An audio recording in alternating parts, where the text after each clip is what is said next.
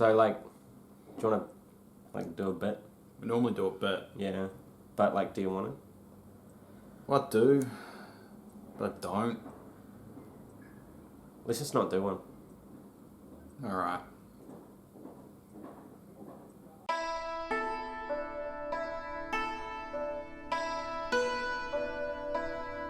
Hello, and welcome to NPCs of Wildemount, reviewing Critical Role 2, Episode 16, with myself, Oliver, Dungeon Master, and Dave!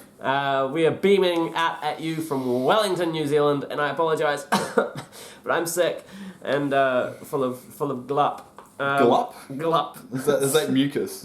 What's my word for Glup. Yeah, glup. Glup. It sort of feels like there's glup in my lungs. Yes. So it's episode 16 of the new campaign. Well, I don't know, do we still call it new? I guess so. It's compared to Vox campaign? Or is it a current campaign? Yeah, I suppose it's not really new. Yep. So we head right back into, the campaign with an undead entity thing. This awesome, swirling, and Matt does a beautiful job of describing it, this swirling, darkened creature, almost like a black mist, not quite corporeal, but terrifying voice that kind of echoes and rattles through the chambers. Yeah, well, what would you call it? It was like a homebrew ghost. I thought maybe like Bodak. Bodak? Bodak? From Dragon Ball Z, isn't it? No, it's from the Monster Manual in 5th Ed. Bodak is essentially a spirit crafted by a god or a worshipper of a god that gave his life.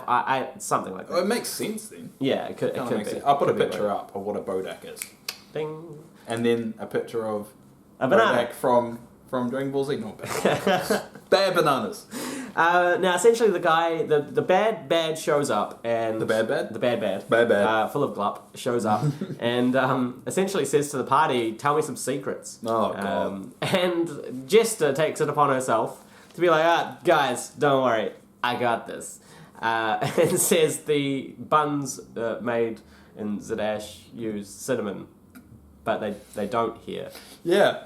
So from now on, just let's not negotiate with bad guys. So we're gonna miss there, but hey, it's roll initiative. It's not really a secret. But yeah, basically there's a battle that takes place.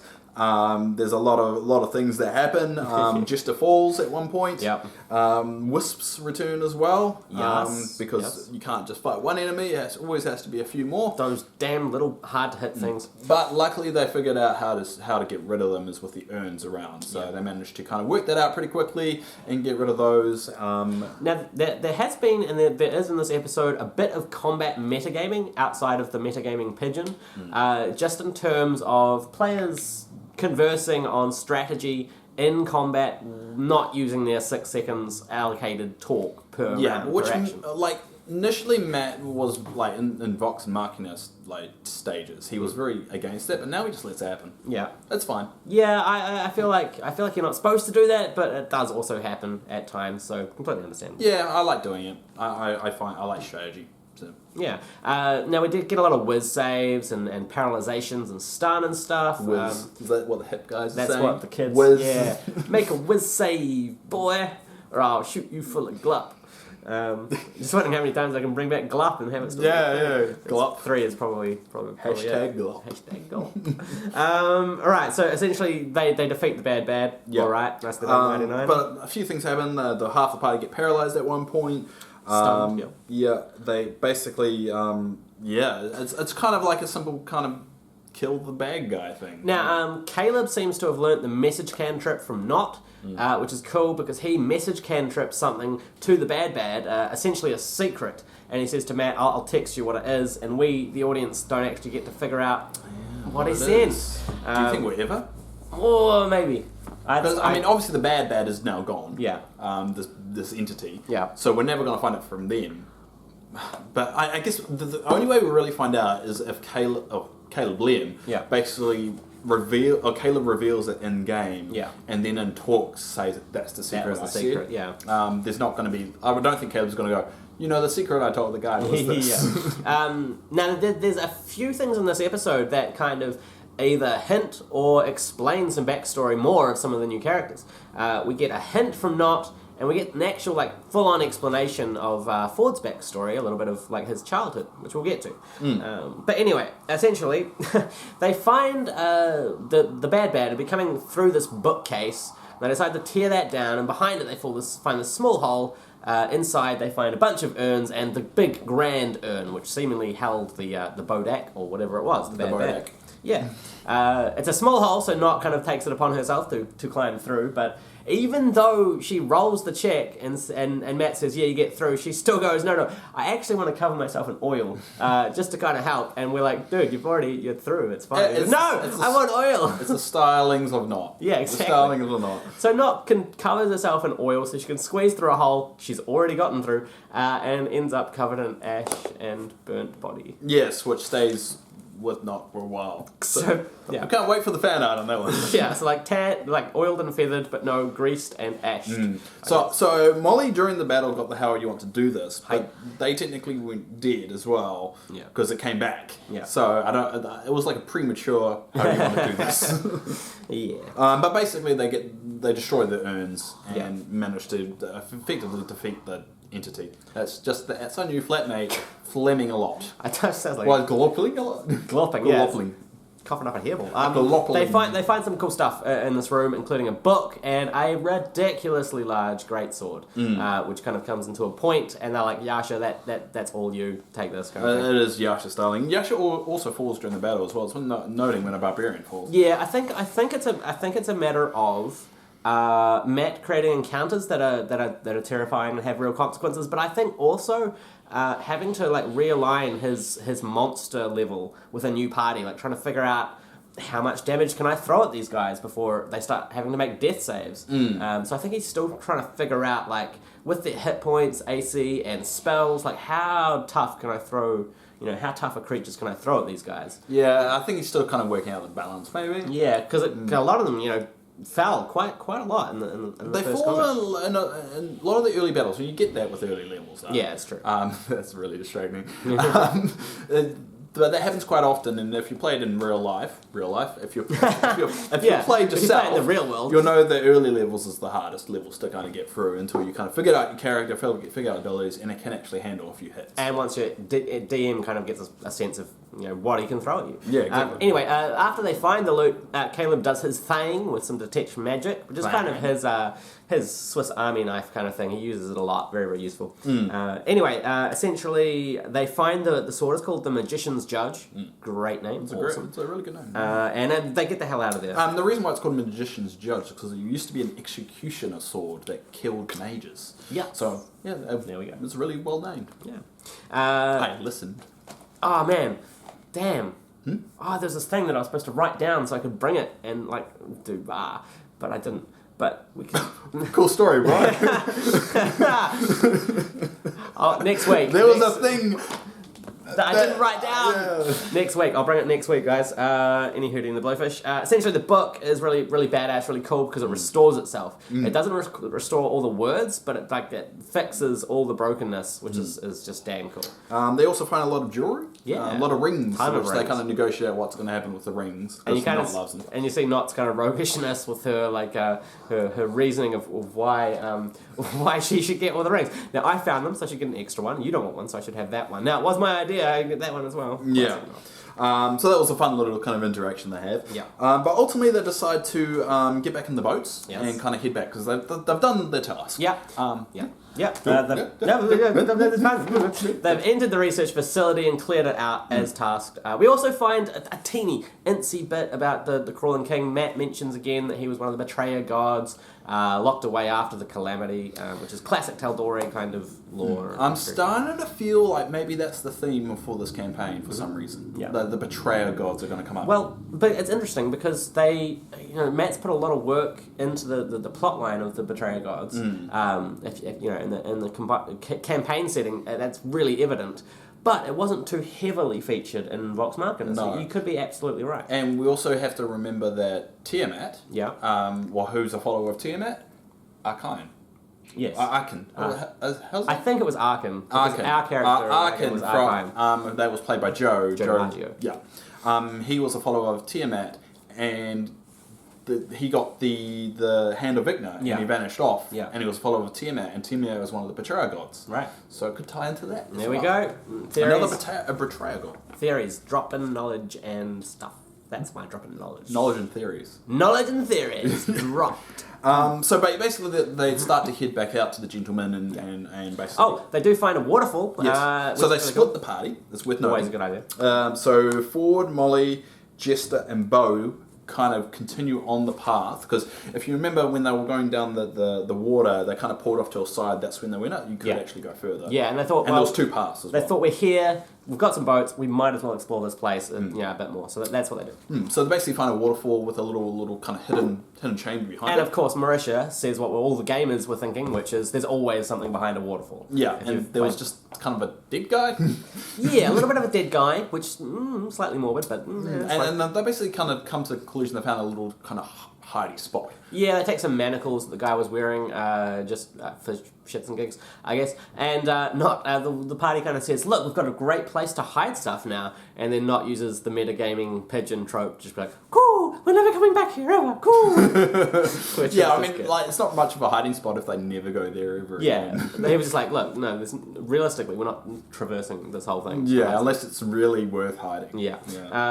But yeah, that all happens eventually. I put waterfall shenanigans, it's basically shenanigans. Yeah, they explain and explore. But then we hit, basically they get back together, they have a long rest, and we get a one-on-one with Ford. Yeah, solo Ford session, alright. So that's why Ford is our MVP. Saying we learn quite a lot about Ford in this episode. We do learn a lot about his backstory and kind of like the troubles that he's been through, which is kind of interesting. So with the dream, it's supposed to, I'm guessing it wasn't, you right? Yeah. Wait. He's not feeling so well, so he said he might fall asleep. So. A little bit, yeah. So we get the dream that there's a yellow eye. Now he says it's a familiar yellow eye, and Ford kind of nods along. He's seen it before. I think we've seen it before in his solo session. And it says consume. Consume. So it's very evil kind of talk. Yeah. And it kind of forces the blade down his throat during the actual dream itself. Right, now there's been some talk about this on forums and Reddit and such. When the blade said consume, people weren't sure that's what he meant. As like consume the blade. Kind of, swallows the sword. Yeah. Some people thought maybe he was supposed to like draw the arcana from it or something, and Matt kind of just went, okay, that's actually pretty cool. Let's just make roll with it. Just roll with it. That's what happened.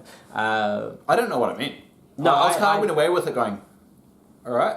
I kind of thought it was like like Craven's Edge, and it wanted to kill and consume people's souls. I was on the impression it was some kind of deity speaking to him. Yeah. I wasn't under the impression it was a sword. I feel like it's a deity because it speaks to him in his dreams. Yeah, and also we've kind of speculated that deities are quite heavily featured in this new story. So I tried to look it up. Yellow eye, something to like a sea god maybe, because that was a big theme of Ford. Yeah. Couldn't find anything specific. But if you guys have any ideas, I think it's a beholder. Beholder, yeah. It could be, but Beholder eye is like very distinctive. It could be Sauron from Lord of the Rings. Maybe just wearing like a coloured contact. So yeah. change the eye a little bit. Well, not coloured. Isn't Sauron's eye like red and yellow? Yeah. Could be. We don't know. We have no idea. But I think that's the point. Yeah. I don't think we're supposed to know what's going on with Ford at the moment.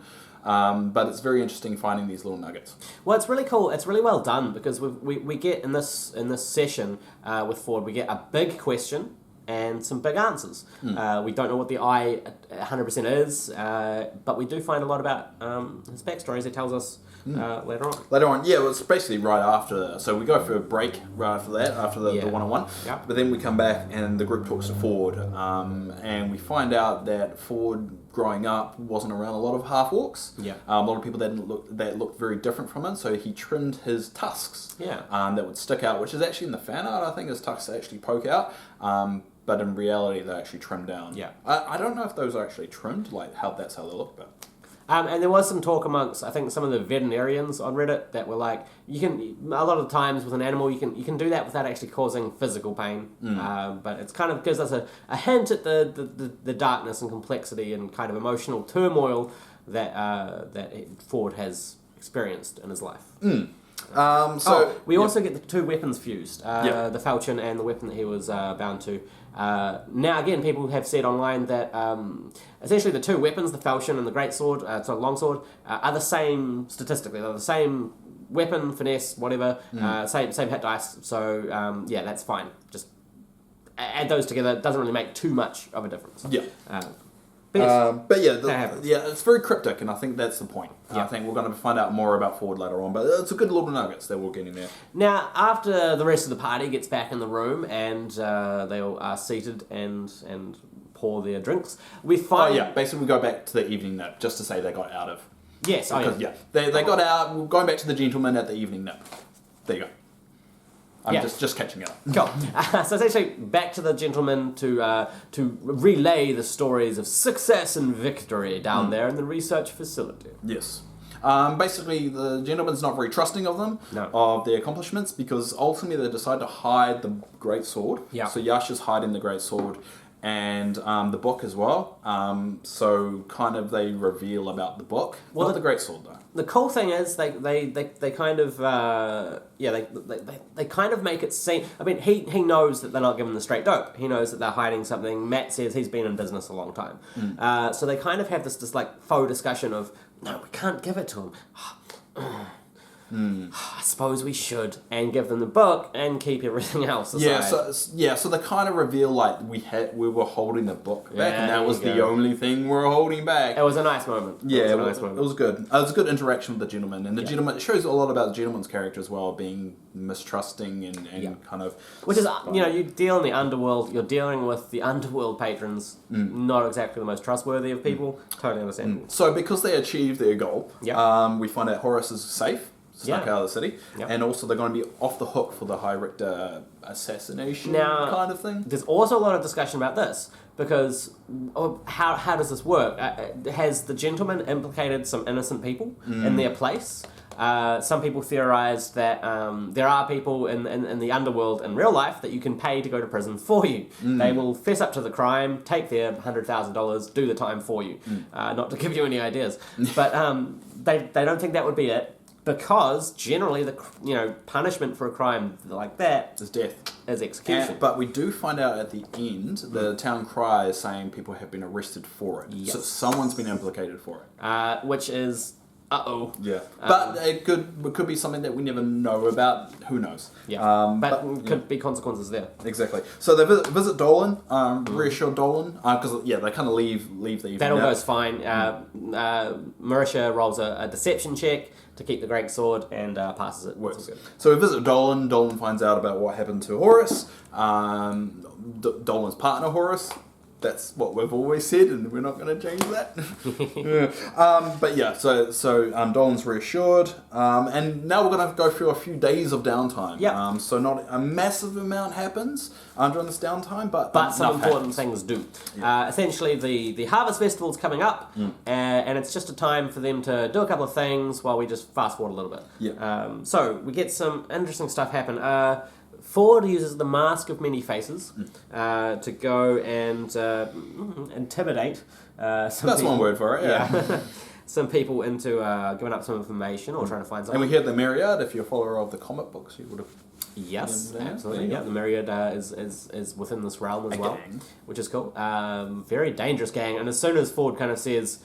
yes, but do you want the Myriad to come in here and deal with you? The person runs off and grabs guards, and Ford just takes off the mask. Yeah, well, it wasn't exactly the most perfect plan in the world. But that's our team. We also got Jester, who goes visit a temple. Yep. And puts out pamphlets for the Traveller.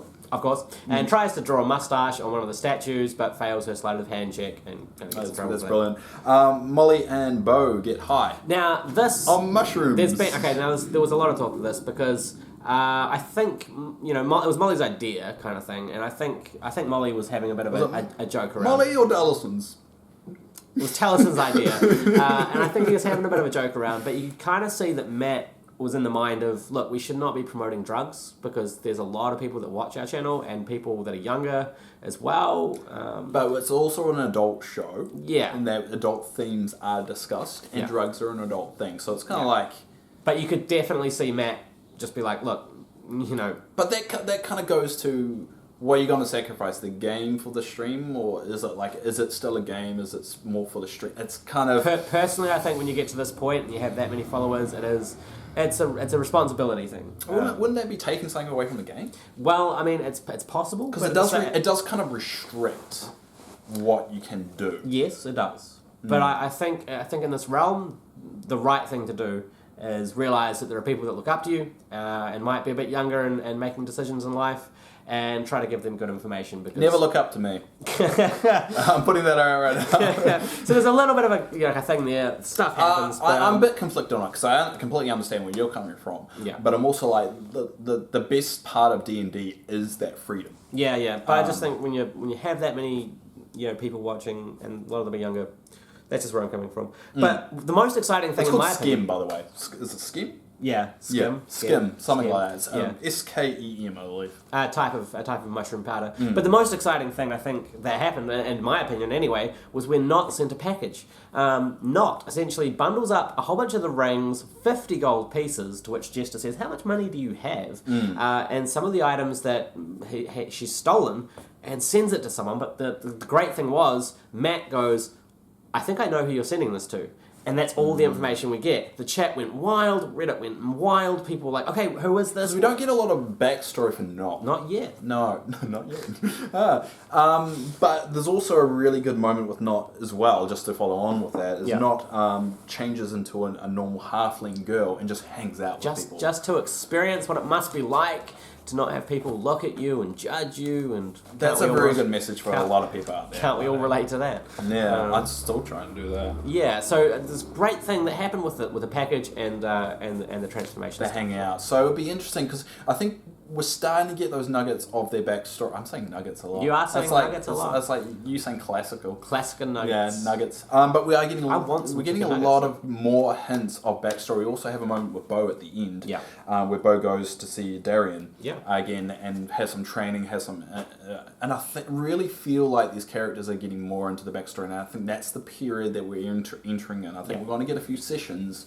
We're going to learn more and more of the backstory of the characters. What I think is great is the fact they've waited until now to give us more of the backstories. They waited for us to start caring about the characters. Now that we're invested, we're a lot more involved, and we want to know this stuff. And plus, I think they're more invested with their stories now. Yeah. I think they've had enough time to think about it, to understand how they interact and how their characterization is. Yeah. And the last thing of note, I'd say, that happened was the moat that happened. Essentially also Paul Soul. We've got to mention Paul Soul. Yasha sees Paul Soul. Well, that's a good thing to always mention here. There you go. It's good. It's not bad. I like it. It's alright. I'm not a voice actor. Anyway, essentially... You're an actor. Yeah, that's true. Technically. Caleb, Jester, and Not all inspect the dodecahedron within the lead box. And as Caleb focuses upon it, a grey mote appears and enters through his chest, essentially granting him 1 luck feat a day. So basically advantage on any check he wishes once a day. But it's not just him. No, anyone can use it. They make that point that anyone could have it. Yeah. But I don't know how is it the person that holds the dodecahedron, or is it something that Caleb chooses who has it? No, I think they focus on it. They can draw the, what is it called, fragment of something. I just put luck fragment of advantage. I just put luck fragment because it's just a bit of luck. Yeah. So essentially it just gives one person once a day the ability, once they've absorbed it, the ability to roll a check and go, you know what, I don't like that, I'm going to roll it again. Now I actually love this idea as a DM. It's interesting. I love having an artifact or an object that maybe once a day, anyone in the party can use it. I feel that's so much better than just giving... I mean, you can also give players individual items, but I feel that's so much more useful to a party, saying, look, here's an item that any of you can use. I, for example, have the Orb of Scrying in the game that I run, and once a day, anyone can use it to scry upon someone, and sometimes someone in the party will just say, hey, I've got an idea, can I borrow it? It encourages teamwork. Yeah, I like it. I do. Fragment of Possibility, that's what it's called. Oh, Fragment of Possibility. I have it written down. Because it is possible to have another go. Anyway, so the episode ends with the town crier mentioning the fact of people have been captured, and also preparing for the Harvest Close Festival, which is basically where we're going to land. Yeah, and it's going to raise the roof with some heavy, hardcore party stuff. apparently electronical music. EDM. EDM's going to be blasting through. Bit of Darude. Mod. Yeah. So yeah, that's the episode. That was a really fun one. I enjoyed it. I enjoyed getting to see more of Not and all questions for Not, answers for Forward. I kind of felt like a very progressional. It's like nothing like huge or kind of that you have to see this. Yeah. But it's kind of like another chapter in the journey. It wasn't something massive. No, it wasn't. It wasn't the overarching stories or the plot twist, but it was a nice, meaty, solid episode. I believe solid is a good word. Yeah, solid episode. So now we come to that point in the show where we open up our phones and look at the comments left by you that we didn't just check before we started filming. No, we totally had this prepared way before that. No, we normally, just to give you a bit of insight, we kind of work out the comment before we start filming. Because we get a lot of comments now. Not a lot, but we get enough comments that we have to choose. That we kind of want to make sure that we're both on the same page with it before we bring it up. Yeah. Because if we see an amazing comment the first day we release it, there could be something better that comes along. Exactly. Not that all comments... Oh, God, I'm going to... Just read the comments. Anyway, so this comes from Tosh Omni. Yeah. Omni? I think we've featured Tosh before. Cool. Tosh says, I've never seen a party as bad as traps as this party is that hasn't gotten wiped out. Not never seems to be able to remember the mage hand, and they just ran through the traps before they even all been disarmed for some reason. Yeah. Bo was also very impatient when Caleb was trying to make sure the way ahead was safe. Sooner or later, they're going to have to at least one death because of this, just like the last campaign. I agree. Yeah, no, you totally nailed that. The ability to circumvent or see or search or get past the trap once it's been disarmed, it's just... Yeah. Maybe they can use the fragment of possibilities next time they face the trap. Yeah, basically. It's I think it's more of the inexperience, I think, with Sam being a rogue. Yeah. That's what it feels like, because that is the rogue's responsibility to check for traps. Pretty much. Typically. Yeah. I don't think any other... We don't mean to, like... Is there any other class that can check traps? I don't think so. Hunter's got a high dexterity and sleight of hand check skill, but that generally, no, you're right. It is typically the rogue. And because of the personality of not being drunk a lot. Yeah. Maybe that is a theme of just like drugs and drunkenness. Not also gets the flask of infinite alcohol. Made by Permet Sol, I believe. That's going to cause trouble. It's going to be fine. But I think eventually it will catch them, and I don't, because it feels like they got away with it this time. Yeah. But I honestly think it's going to be going really pear-shaped for them to finally go, all right, let's stop effing around every time we enter a cave and don't check for traps. Basically, next time is like a serious dungeon crawl. Yeah. Come on, Sam, check for traps. But to be honest, we don't get a lot of them. No, I get a lot of dungeon crawls.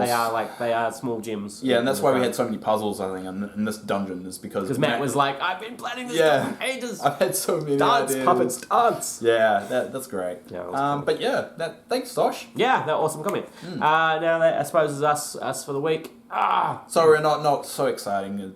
He brings the excitement. I'm more mellow, so it's kind of weird me being mellow and you kind of have to be mellow because you're sick. Yeah, I've been in bed for like the last couple of days, coughing and shaking. Well, I was worried that we wouldn't even be able to do this. So. Yeah, no, my boss was really lovely. I said, look, I'm a bit sick. I could probably come in, and she was like, no, rest up, and that allowed me to have enough energy to do this. So thank you, Susan. But thanks everyone for subscribing. We're nearly at 500.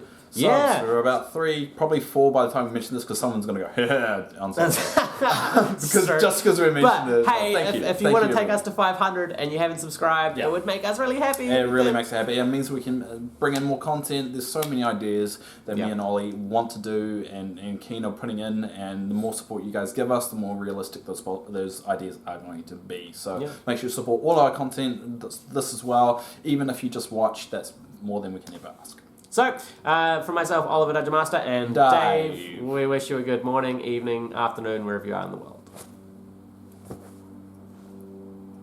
I'm going to put your phone call in there. Oh, crap.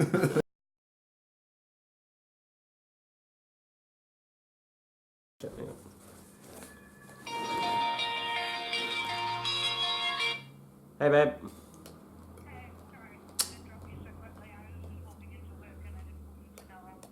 It's all good. We're recording like right now.